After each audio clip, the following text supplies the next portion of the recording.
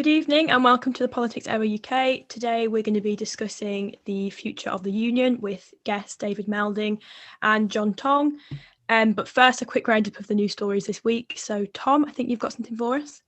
Yeah, so figures released from NHS England that have been basically hitting the news quite big today have revealed that the number of people waiting for hospital treatment in England has essentially hit a record high due to the ongoing pandemic. And basically, it just goes to show how exactly our health service has been stretched as a result of COVID. So basically, an estimated 4.66 million people were waiting to begin treatment at the end of January.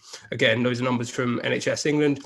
And along with this, they also revealed that waiting lists have grown since early 2020, when all non-urgent operations were postponed ahead of the first wave of the pandemic. So again, now with everything looking a tad more optimistic, we can hope that we're going to begin to see these figures alleviated, really, and hopefully the strain on the NHS is going to reduce in the coming months. On a more positive note, though, the NHS still managed to care for 1.3 million people without the virus in January, which is a notable improvement from the first peak back in April. So there's a more positive number there, but again, hopefully we can see this stress be reduced in the coming months.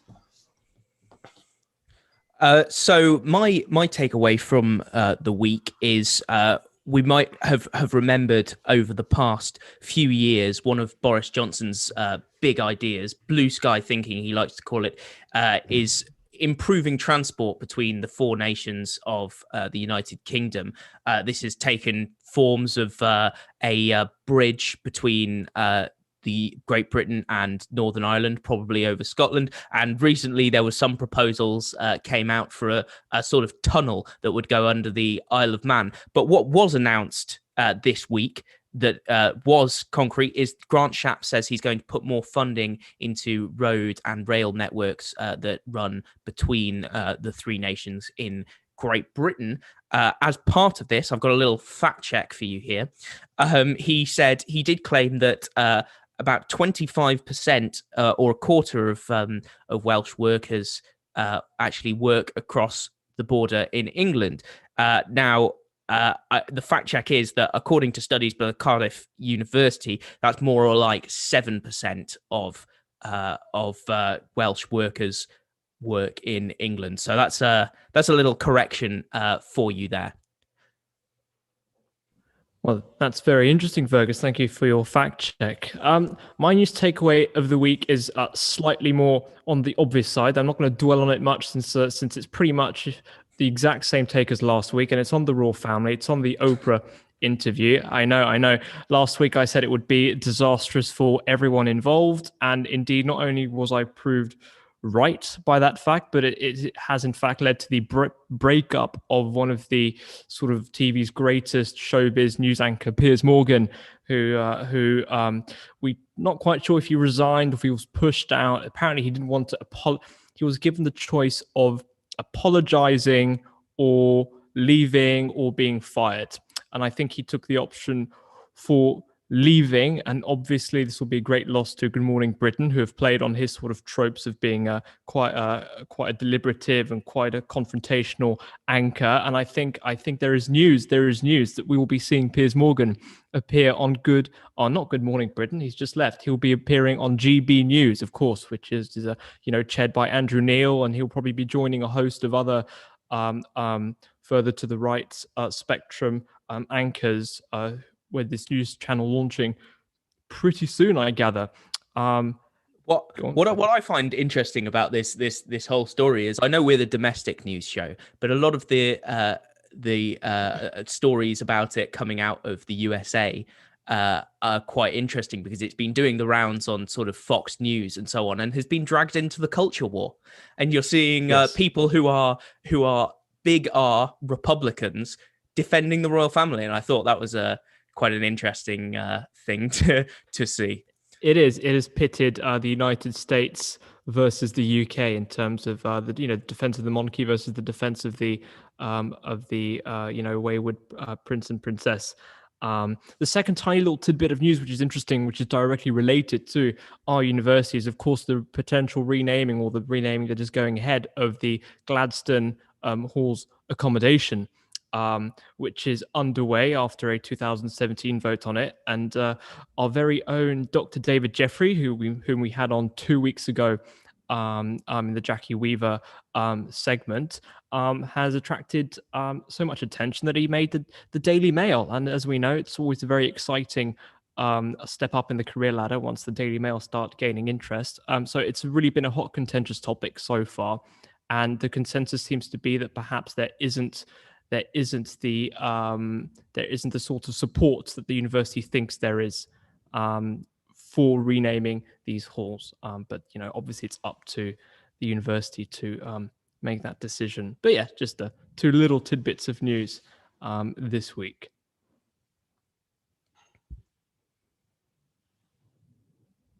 Oh no, Lindsay, Lindsay's on mute. Can you hear me? Yes, now we can hear you. Okay. Perfect. I think first up we have an interview with David Melding from Fergus and Sam. So I'll hand it over to Fergus to run the VT.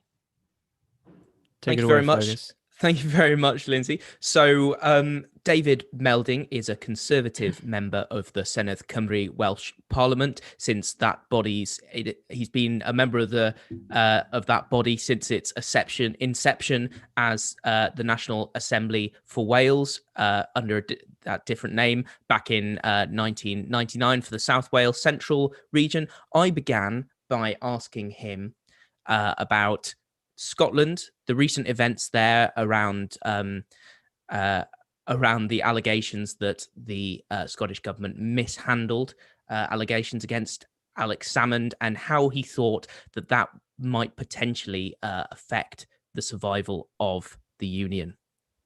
I can't wait. Right, please do tell me that if it is all going well. Wait long. 6th of May is, well, we won't have to wait long.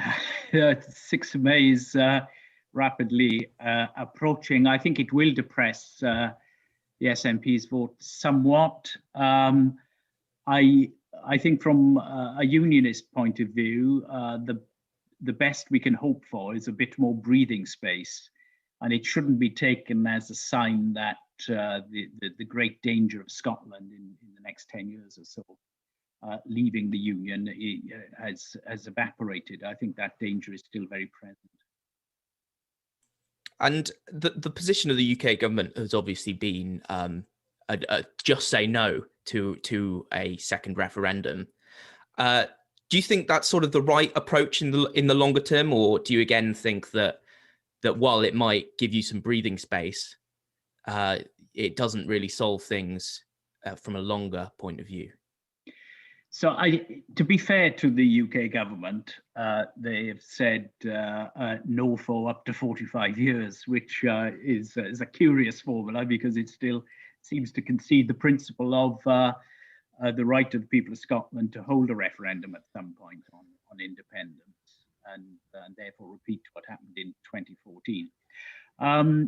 But I think should this become a very active proposition again, the call for a second referendum, so if the SNP and its close allies get over 50% of the vote, I don't think you can ignore that. I think you need a strategy to respond, and that may not necessarily be a second referendum. I've sort of flown the kite that perhaps we should have Union Ref 1 instead of Indie Ref 2, where we say, well, this is how we're going to reform the union, and we want the people of Scotland to vote on that first before they move on, if necessary, to review the position on independence.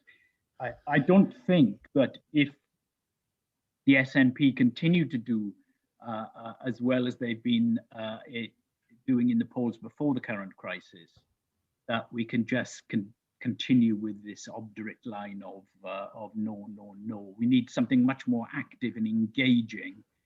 Otherwise, we can probably hold the line at saying no, because the Supreme Court no doubt would back that as the constitutional position, and the right of the UK government to say no.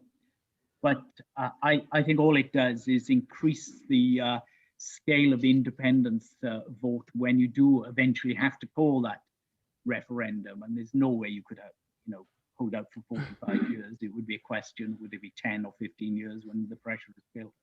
But it may be very difficult if you wait to defend the union as effectively as you could more immediately now if you had a good proposition for the union's renewal in a new scheme. You touched on it a little bit earlier when you were talking about trying to do a Union Ref 1 rather than Indie Ref 2. And I know in your Last the Unionists series, which you put on Twitter, you've talked about some ways that the UK could be sort of more wholesale reformed in a way that would strengthen the union in the long term. Do you want to give us just a brief lowdown on what you think a better union might look like? Well, I think the realization that unionists must have is that we've moved from the concept of a union as a unitary state, so one government, one parliament. Northern Ireland was always an anomaly in this conception, but let's put that to one side. Certainly in British mainland, the sort of Eden for unionists was one parliament, one government. That obviously changed in 1999, but we still tried to use the envelope of sole parliamentary sovereignty at Westminster. And this meant we couldn't use some very useful federal mechanisms, which would have been a great stabilizer, I think, in our devolved politics. And it's basically that I am urging, that we go back to the parliamentary federalism pattern book, which was pretty much written by Westminster in the 19th century for use in Canada and Australia and other parts of the world, and apply that, because it would just give a structure within which the competences of the various governments now in Britain could be in a stable relation.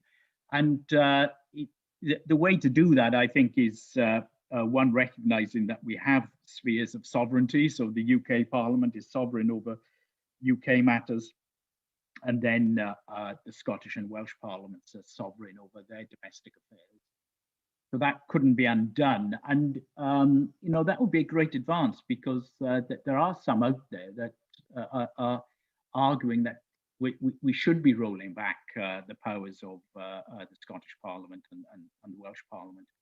And I think that's an unhelpful development, this sort of, some people call it a muscular form of unionism, that somehow we've had peak devolution and we should move on to reassert the power of the centre.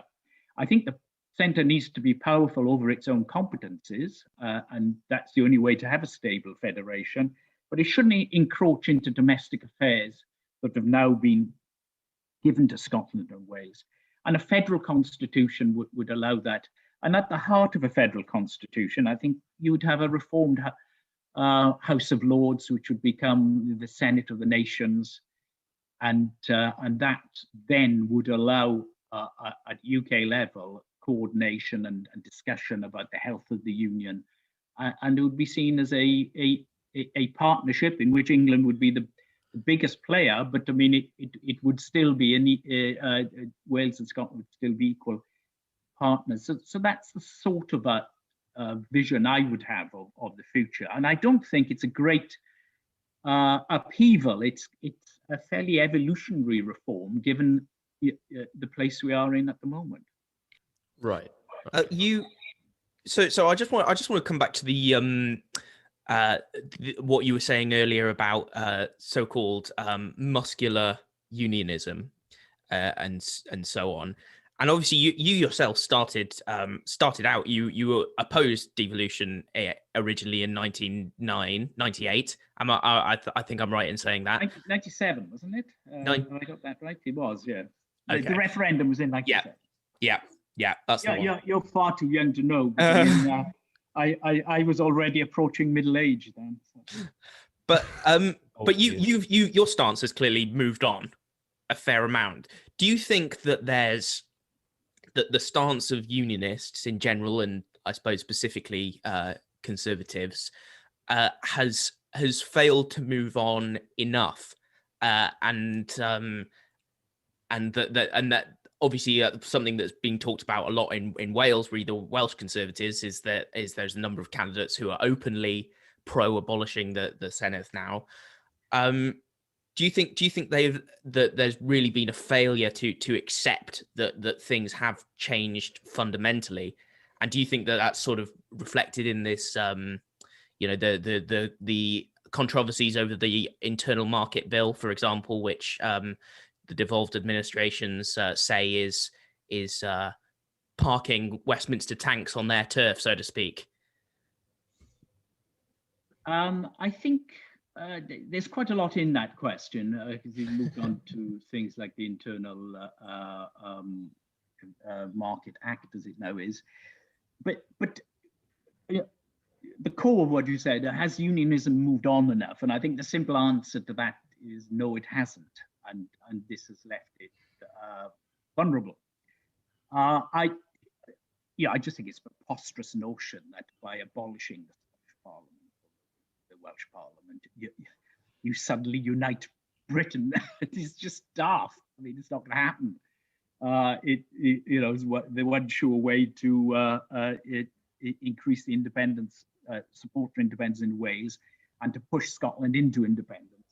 So we clearly have to accept the union can only flourish through devolution or federalism now, and I think it's unhelpful, a bit indulgent actually, and you mentioned Burke earlier, and one of the great principles of Burke was the importance of prudence and judgment.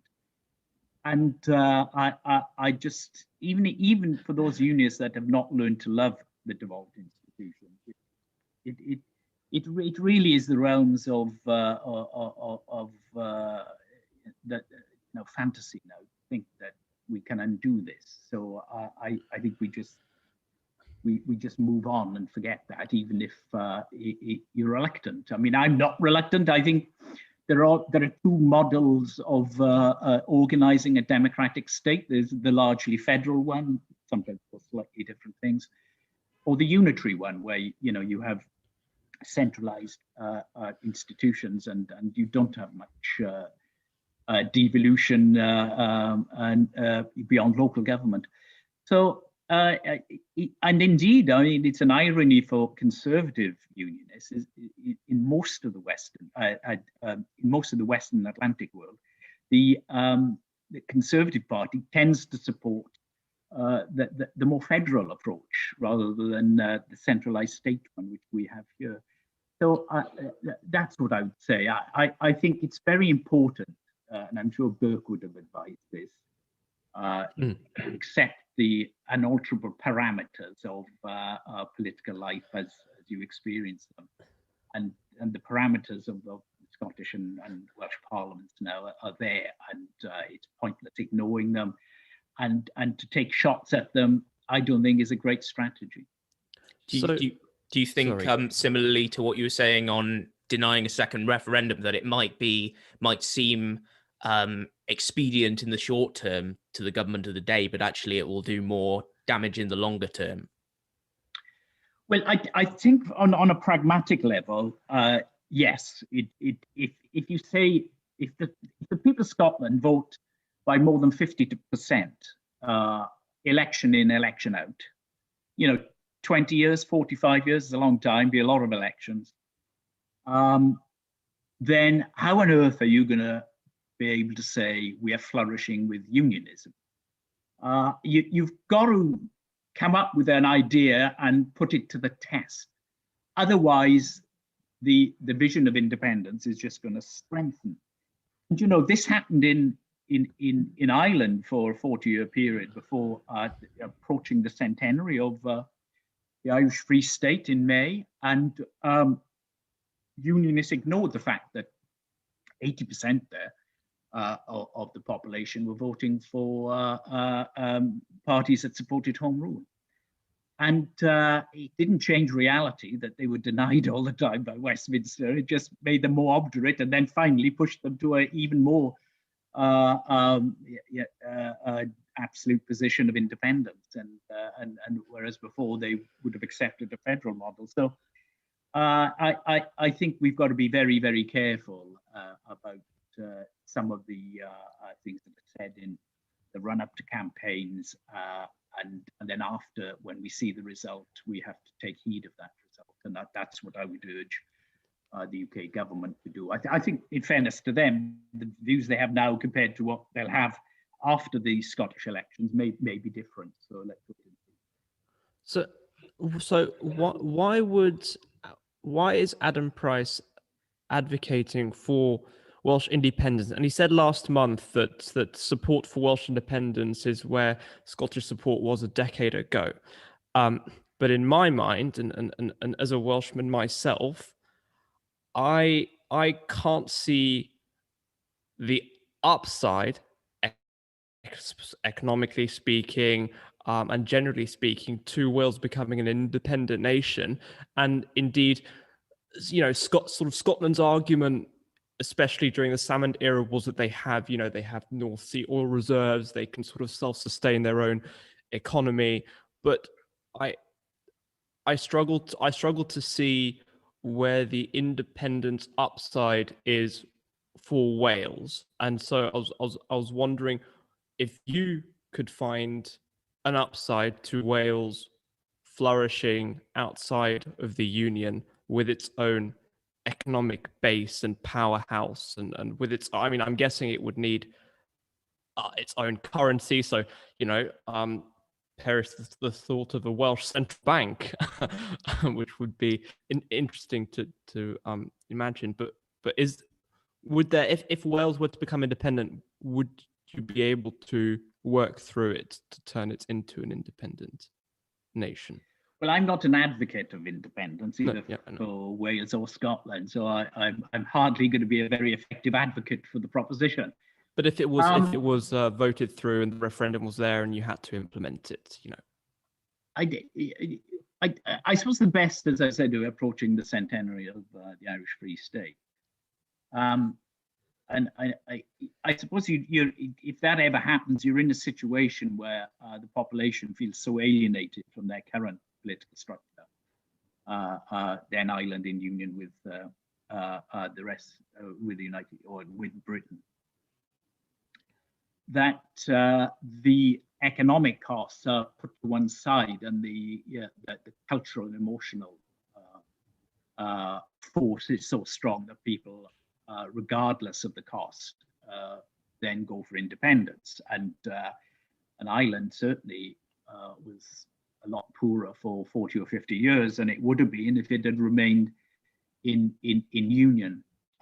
So I can't foresee those circumstances, but it's for others to say how they would come about. So what I would say for unionists, though, is that should Scotland become independent, you then have a very sort of lopsided union between Wales and England. And then it would be a challenge, I think, for Welsh domestic autonomy to be effectively preserved in that sort of union. Not impossible, but it would be quite challenging to ensure that's done. And that might increase the support for independence, but I don't envisage it suddenly becoming a very active proposition unless things change quite dramatically to the way they are at the moment. But Scottish independence would be a dramatic event. I mean, it would be a worldwide event. I emphasize this to nationalists here and in Scotland, that in ending what you could claim to be the oldest democratic multinational state, that will have big implications for international order. Obviously, many other multinational states will see their nationalist movements increase quite considerably, potentially. And that may be the way the world will be organized in your generation and your children's generation, but it would be a big change and would be a huge challenge, because the idea that states and nations should be coterminous would be very, very radical. And we would have potentially thousands of states on that basis. And even if it's not applied completely, but you go down that road, you know, the current 200 states we have might increase to 500, 600, 700. Do you think that parties in the devolved nations who are part of Britain-wide parties, so like you know, Welsh Conservatives, Scottish Labour, etc., do you think that they've really done enough? And I appreciate there's a difference here. Do you think they've really done enough to make themselves distinctive from their UK-wide cousins or partners, if you will? Do you think that they need to do more in order to be successful? Obviously, Welsh Labour has had clear blue water, but do you think on the whole picture, they need to do more to autonomize themselves or come across as a distinct brand? Well, the short answer to that is yes, they do need to do more, in my view, or they face suffering a reduction in their vote in the Welsh and Scottish parliamentary elections compared to the general election, probably, because they're not seen as likely to be in government and able to form partnerships. And obviously, if you're completely tied to the UK government or the UK, in this case, Conservative Party, your room for development is going to be quite limited. So I think it would be better if there was a sense of the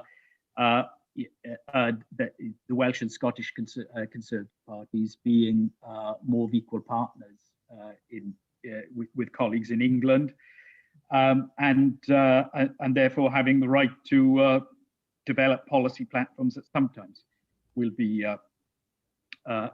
different from what our English colleagues want. I mean, there'll be a natural affinity for most things, otherwise you wouldn't be a Conservative. But I do think that flexibility is what you need. You know, if you don't devolve your own parties, then how are they going to be optimum in a devolved political system? It seems unlikely that that's the best way forward. And obviously, it's not a difficulty the nationalist parties face, and it gives them an edge then in the devolved elections. One final question from me. Are you happy with where Welsh devolution is at the moment? Are you happy with where the Assembly is at the moment? Or is there something that you would like to ask Westminster for in terms of, I don't know, perhaps more devolution or particular angle? Or are you happy with where we are at the minute with Welsh devolution, with the Chamber and Assembly?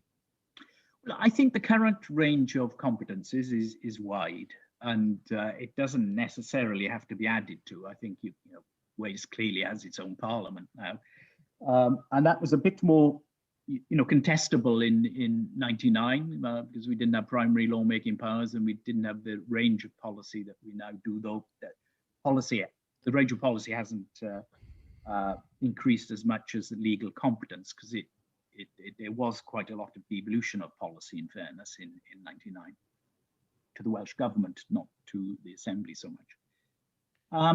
So I could quite happily live with the current range of powers and competences, but some people feel that there will be the need of more legislative or lawmaking power over the legal system at some point, just because our legislation makes a more distinct jurisdiction in Wales more likely. So I think that might be an area in the 20s and 30s where we will see some further changes, but it'll be for the people to decide that's what they want. And I don't think it's inevitable, but that might happen. So if I were to make any predictions about is there a next phase or not, then that's where it would be. So over more justice matters in criminal law. And what about over supply and taxation? Because there is an angle that says that that the devolved administrations are spending bodies, but don't have very, very limited powers over where that money comes from, and that giving them the powers would push some responsibility into their court. What do you make of that idea? Well, I think it is important that parliaments that supply the executive, as you correctly term it, with finance, should be responsible for raising through taxation a reasonable proportion of that, so that they can then be judged on their efficiency by their electorate.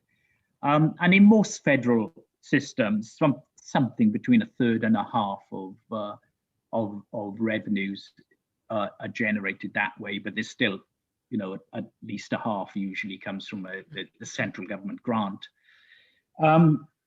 So Scotland, I think, it now does hit about a third of its revenue. It may even be slightly higher. I'm not quite sure.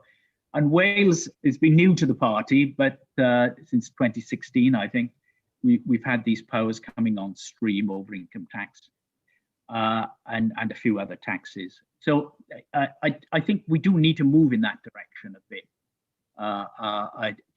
just so that we're more than spending bodies. We actually have to raise revenue as well.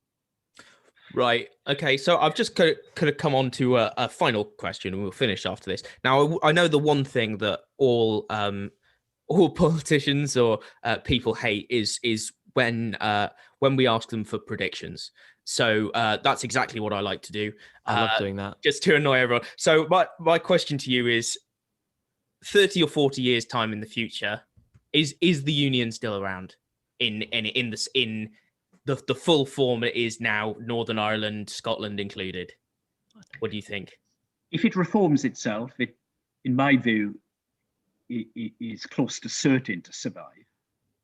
If it doesn't reform, and we see another growth in support for independence in Scotland, so it goes from roughly the 50% that you're getting in opinion polls now, to an embedded 60% or even more. And then if we don't reform, then the union it won't be 40 years, it'll be more like 10, and it will end.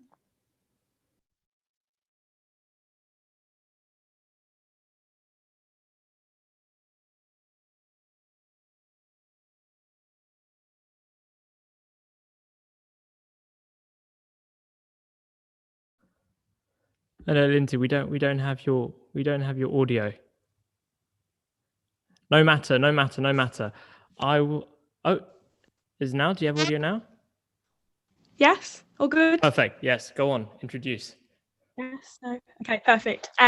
Welcome back after that interview with David Melding. We're going to pass over and we're going to talk to John Tonge now about what he thinks about the future of the union. So, John, just to start off, what do you think? Where do you think that England and English nationalism fits in with how we look at the union in the future? Well, I think English nationalism has harmed the union because it was evident, obviously, in the Brexit vote, which has potentially threatened the union. How safe the union is, I think, is open to question. You heard David Melding there saying, look, it could survive for a considerable amount of time as long as it reforms, but if it doesn't reform, then it's doomed, the union. And part of the problem has been English nationalism. There wouldn't have been Brexit without English nationalism. That's not to rerun the referendum of 2016. To some extent, English nationalism was a reaction, I think, to the rise of Scottish nationalism. English nationalism does have an element of sort of, I don't really care. If you asked an English nationalist, they'd probably say, yeah, I do want the union to stay. But there's also that element you find within English nationalism that says, actually, if Scotland goes, so what? It will save us a lot of money because we pay far more per head if Scotland goes. And the same in terms of Northern Ireland, where the European Research Group talked a great game for a couple of years within the Conservative Party about the importance of Northern Ireland. But when it came to getting Brexit done, when Boris Johnson put that pitch at the election in 2019, there's no question that the European Research Group backed Boris, even though that deal, as we've seen quite graphically in recent weeks, did much more closely align Northern Ireland to the European Union than the rest of the UK. So English nationalism whilst there are positive aspects of English nationalism, I think, nonetheless, in terms of the future of the union, I think it's a negative. Do you John, think? Sorry, go Do on, you think Fergus. English nationalism as a sort of force is denied a direct voice like its Scottish and Welsh, Irish counterparts, because obviously they have direct political parties. I suppose in England there is something like the English Democrats, but there's not a specific English nationalist party, and although there are elements there in the other parties, I suppose that you would have to say that the top of the Conservative Party is very British nationalist, perhaps, but more than English, very unionist, overtly unionist. So do you think that's part of the problem? Is it's somewhat under the surface? I think the problem is, how do you accommodate English nationalism? Because 85% of UK voters live in England, so England dominates. So that's part of the problem in terms of, responding to the threats to the union. You could create a federal UK in which it's, you have a very loose bond between England, Scotland, Wales, and Northern Ireland. But England would still dominate even a federal relationship because the English are there in numbers, 85%, as I say. Now, there has been some attempt to accommodate, if you want to call it English nationalism. You've got English votes for English laws now at Westminster. But actually, if you look at the measures that are passed, even in an age of devolution, it's relatively few times that the Speaker has to say, look, this bill is English only, and therefore only English MPs will be able to determine ultimately the fate of this bill. It's actually quite rare.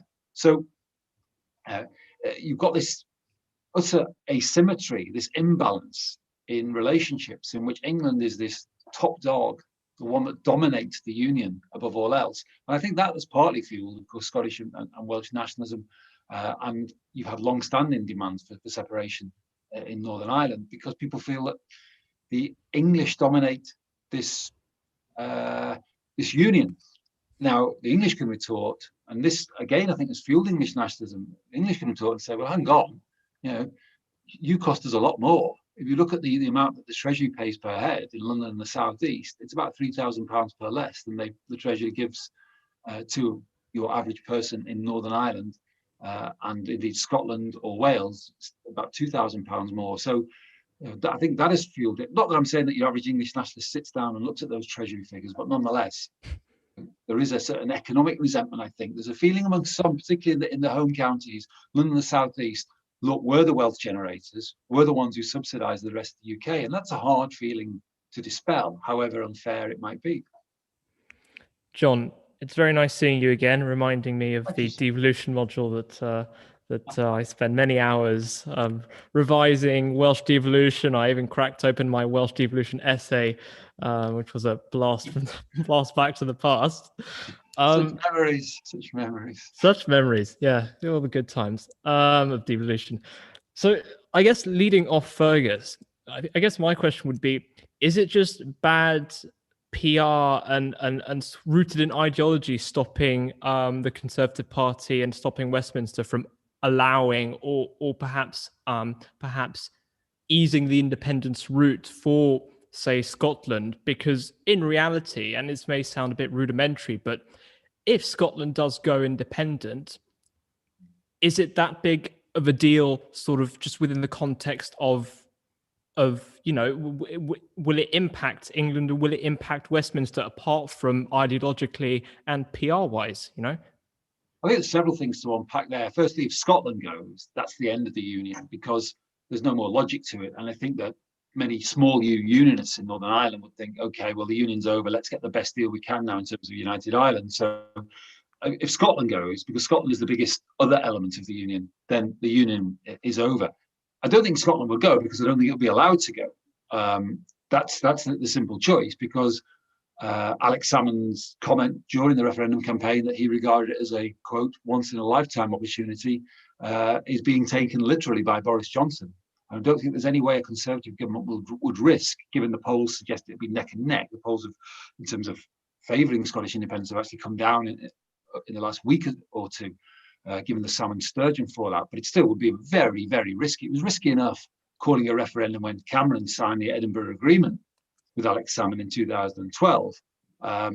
to trigger the referendum in 2014. There's no way on this earth that Boris Johnson's going to risk that. It'd be way too risky, because it could be the end of the union. In terms of how people would feel about it more broadly, in terms of economic logic, you could argue England would be better off alone, and Wales economically.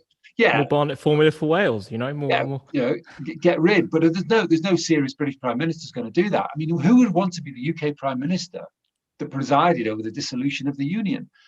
The prestige for that Prime Minister would collapse. It'd be equivalent to Cameron having to resign the day after the Brexit referendum.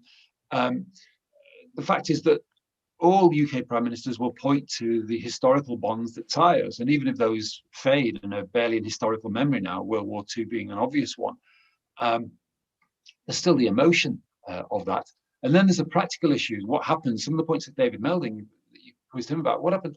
You mentioned the Welsh Central Bank. What would happen in terms of Scotland and Wales going, in terms of their currency? That was one of the questions the SNP failed to answer during the referendum campaign of 2014, where the assumption was they would keep sterling. And then George Osborne, the Chancellor at the time, said, "Oh, no, you won't. You're not having sterling." And that was one of the weaknesses of the SNP's campaign. Now, I'm sure the SNP will be ready with a better answer this time. But still, Scots might be wary of a Scottish central bank, and they might blanch at the idea. So I think economics, fears of the economy outside the union may deter Scots and Welsh and the Northern Irish from separating from the union. England has the strange thing of sometimes grumbling about the cost of the union because Scotland and Wales and Northern Ireland are part of it. But you have to accept that as part of the deal. If you want the union, you've got to pay the economic price for that. But constitutionally, is there anything? Because I remember in a seminar, in our devolution seminar, you asked the question to us. You asked, how would a second Scottish referendum, who could initiate it? Who would have, or who could? So could the SNP or the Scottish Parliament initiate a referendum vote constitutionally and leave the union? Because of course in the UK there's no sort of written codified constitution like there is in Spain, and with Catalonia it's a whole different kettle of fish, because Spanish government could actually point and say, well, you're actually breaking the constitution. But in the UK it's less clear. So is there? I know we're speaking very theoretically and sort of almost apocalyptically, but could Scotland hold its own referendum and with that mandate leave the union? Could they? Yeah, it's a great question. Okay, so let's assume the SNP wins an overall majority in the Scottish Parliament this May. That itself is a remarkable achievement, given the additional member system. The voting system in Scotland was designed to prevent any party having an overall majority. So it's a remarkable feat in itself. It will be close. And if the SNP support does fall because of the Sturgeon salmon fallout, they might fall just short, in which case they have no chance whatsoever of getting a referendum approved by Holyrood, approved by the Scottish Parliament. At the moment, there's only the SNP and the Greens who support a second referendum for independence. But let's assume that they did win an overall majority. They would then seek Section 30 agreement, which would give permission for a referendum to take place, an independence referendum. It's not within the SNP's gift to unilaterally call a Section 30 agreement on its own, which would trigger a second independent referendum. It remains a power that is reserved to Westminster. That's why Salmond and Cameron had to conclude an agreement, the Edinburgh Agreement 2012, to get the referendum on 2014. Now, that may well be tested in the courts. It may well go to court after the Scottish Parliament election this May. I'm not a lawyer, I'm not a constitutional lawyer, but I suspect that the SNP would lose in the courts. Not a certainty, but you wouldn't take a short price as a betting man about the SNP winning that, which would leave the SNP with the option, well, what do? We could have an unofficial referendum. We could have a sort of unilateral declaration of independence. We could go down the Catalan route. But the Catalan route is a pretty chilling way of, there are, Nicola Sturgeon living in exile somewhere in Europe. Would that really appeal? And I think that would divide. I think that's a problem for the SNP, because there are hardliners within the SNP. I'm beyond the SNP who would go down that route. I don't think it's a route that Nicola Sturgeon would want to go down at all, but she has to give the impression of momentum, which is provided by the election result, of course, but give the impression that there is a path to independence. There's nothing, although Alex Salmond said it's a once in a lifetime, there's nothing that's written down that says it's only once in a lifetime. That makes it different from Northern Ireland, where the Good Friday Agreement said once a referendum on Irish unification takes place, another can take place after 7 years. It doesn't have to take place after 7 years, but so that, in other words, there's a time span. That was never written in to the constitutional arrangements for Scotland. So it's really at the behest of the UK government, this one. And what do you make of some assertions that they could call an advisory referendum to give themselves the mandate to negotiate? Do you think that's a realistic possibility that the courts might come up with? I mean, that's an interesting one as to whether a court would authorise an advisory one, and how, given that all referendums are in effect advisory, because still the Westminster government, as the ultimate custodian of sovereignty, has to legislate for change. Let's say there'd been a yes vote in 2014, not a no one. Still, Westminster would have had to legislate for that. So an advisory one wouldn't really change the position of the constitutional position of a referendum, because they are, by definition, advisory. If the referendum didn't have a proper legal status, then you can bet your life who will boycott that referendum, and it'll be unionists, whether they be Conservative voting unionists, Labour voting unionists, Lib Dem voting unionists, or any other unionists who are not affiliated to a political party or support a political party. They will boycott it. In which case, but therein lies the problem, that it's seen as unofficial, it's seen as an SNP pet or toy that other people simply don't want to play with. And the SNP could proceed on that basis, but it would undermine the referendum.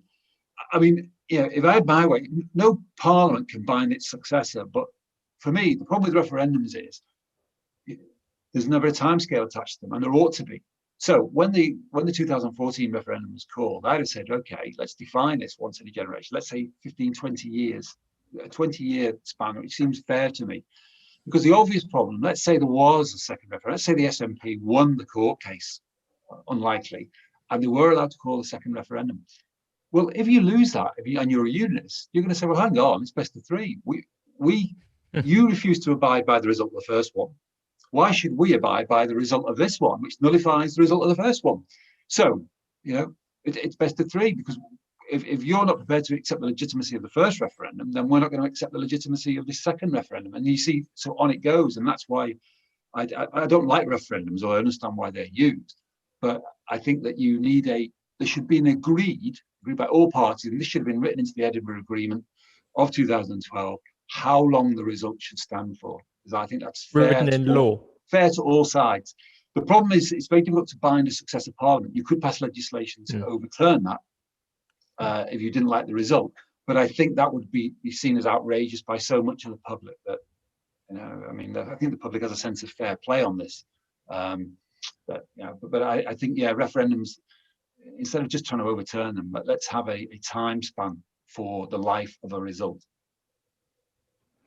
What do you make of? Oh, sorry. What do you make of what David Melding was saying that particularly with reference to blocking Indy Ref 2, but also he talked about it in terms of a backlash to devolution.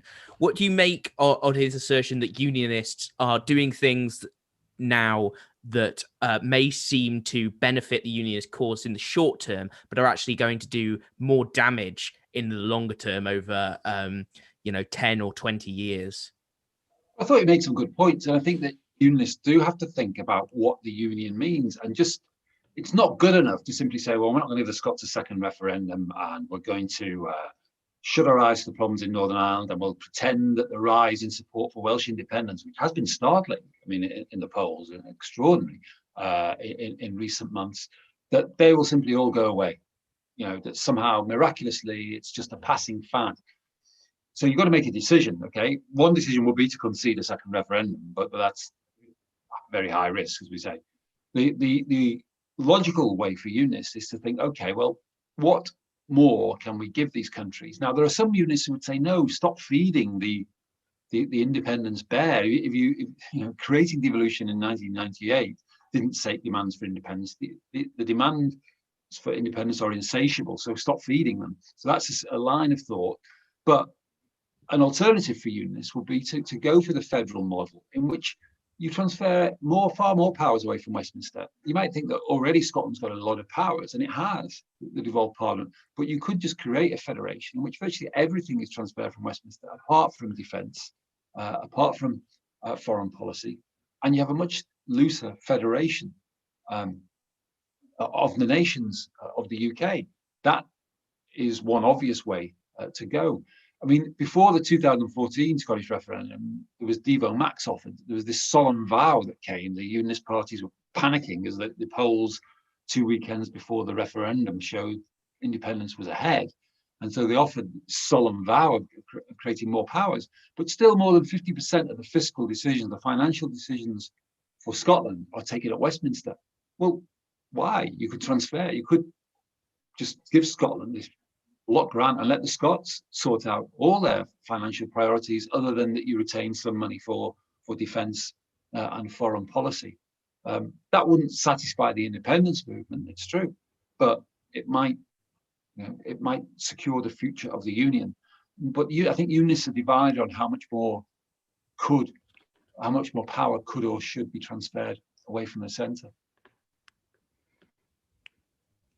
Yeah, I mean, do you think there's a saying that once countries such as Scotland and Wales get a first taste of devolution, there is this inevitable boulder roll towards independence, that it will become inevitable. You can stave it off 15, 20, 30, perhaps even 40 years, but inevitably, as they gain more independence, they will crave that full independence, Devo, or not even Devo Max, full independence. Is that inevitable, realistically? But nothing's inevitable in politics. There's this inevitability piece. There's nothing inevitable. Scottish independence isn't inevitable. Neither is Welsh independence. Devolution wasn't inevitable. Remember, the Conservatives in the 1990s were strongly opposed to it. Had they won the election in 1997, rather than going down to the heaviest defeat since the Reform Act of 1832. The problem was the Conservatives. John Major said at the time, the Conservative Prime Minister from 1990 to 1997, he said, look, these are the most dangerous proposals, going back to the devolution model, these are the most dangerous proposals ever put before a British electorate, because ultimately they will break up the union. Now, he wasn't arguing that for political advantage, given that he lost every single seat that he had in Scotland and Wales at the 1997 election. But you could argue retrospectively that he was right, that ultimately, why should Scottish nationalists settle for a halfway house? Why should they settle for a tuppence halfpenny parliament when they want the full blown one? And that was the argument from the SNP straight away. They supported devolution tactically because they thought, well, we can get a foothold in the institution, which they soon did. The second election to the Scottish Parliament, so the SNP, the beginning of the rise of the SNP, and get a foothold, and then start going for a much stronger parliament, and then logically it goes towards independence.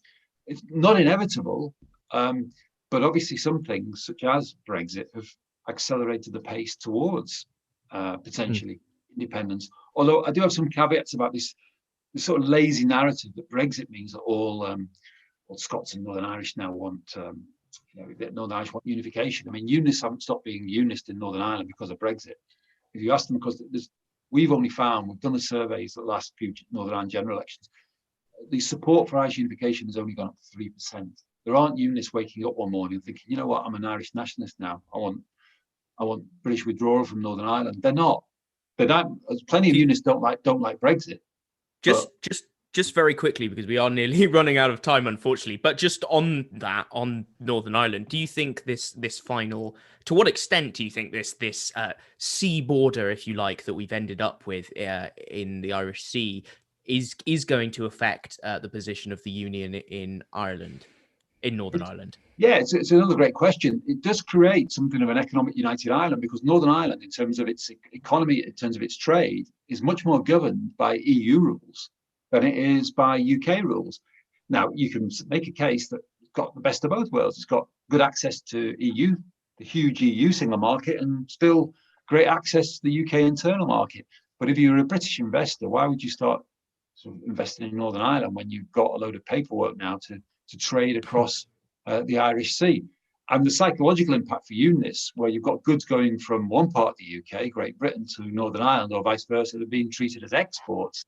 Psychologically, that's damaging for UNIS. So they feel they have been pushed to the edge of the union by this deal. But I don't see that Northern Ireland protocol. I don't see that Irish sea border being lifted. It'll be a question of how it's managed rather than it being lifted wholesale, because the EU are not going to tear up a deal that they only agreed last year. Boris Johnson knew what he was doing when he signed up to that deal. He launched his Conservative leadership bid opposing such a deal that cut Northern Ireland partly adrift.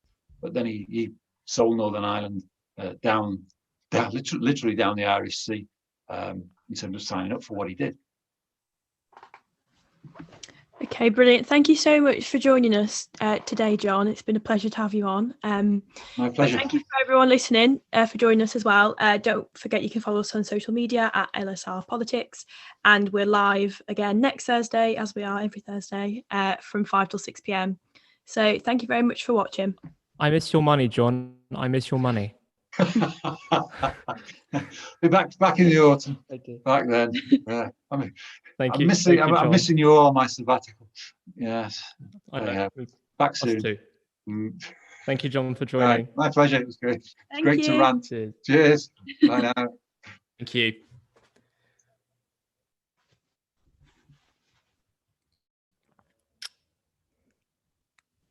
And I think that was a fantastic interview. We'll leave it there. Thank you for joining us. I think we finished 4 minutes early. Fantastic timing, as always, from the domestic team, hosted by Lindsay.